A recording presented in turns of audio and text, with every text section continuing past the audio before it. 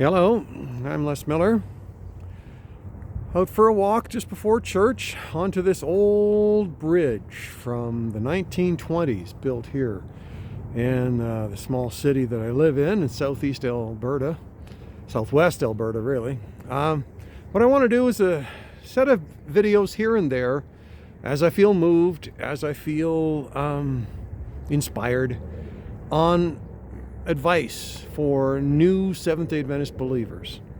So just a quick one here, just walk back and forth on the bridge for a couple of minutes. Hope it's not too windy. Rather than a big long video, want to do this as short little vignette type things, try and be as short as I can. I know I do talk a lot. So the bridge, physical bridge, represents, I'm going to get it over here. Yeah, physical bridge represents the change that God has made in your life. Whatever your spiritual experience was with Him beforehand, and to what it is now and what it will soon be as you learn and grow in your new faith as a Seventh-day Adventist. Maybe you grew up in the church and finally it suddenly became personal for you and real, and it was a gradual experience. Or maybe like me, you had a more emotional experience, having tried the way of the world and felt defiled by it, and then coming to Him afterwards to be cleansed. It doesn't really matter. But what I want to give you now for advice in this first one, a great piece of advice that was given to me by a lady who was the wife of a minister who had done evangelism for many years and was very successful. That advice was, don't church yourself out. Especially if you came in a more intense, quick experience, like if you came to one of these month-long Revelation seminars and learned everything you needed to learn to be an Adventist in 1 month. Myself, it was a gradual experience for me, the actual study time, about 1.5 years.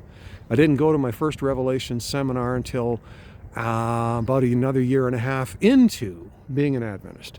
In that time, our Sabbath school lessons covered Leviticus, covered Revelation, covered Matthew, and covered our they were at the time 27 fundamental beliefs. So within a 3-year period, it was as if I had grown up in the church. That's how much I learned. But still, this emotion level, no matter what it was for you, gradual or intense, you had a normalcy, and then you're at a new level of normalcy, but you went through this intense experience to get there. That intensity doesn't always last, and that's okay.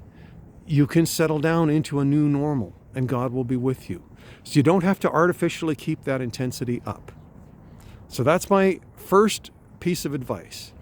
That, trying to fill in every blank of every line on the Sabbath School Quarterly, after a while it did get to be too much, and for about 10 years. I only went to the worship service. That was all I could handle. So things like that. Maybe different things for you, different ways, different times. But the advice is, make your faith a big part of your life, but remember, the things of your normal life can be included in your faith, and that's okay. All right, so I hope that's good advice for today, and may God be with you.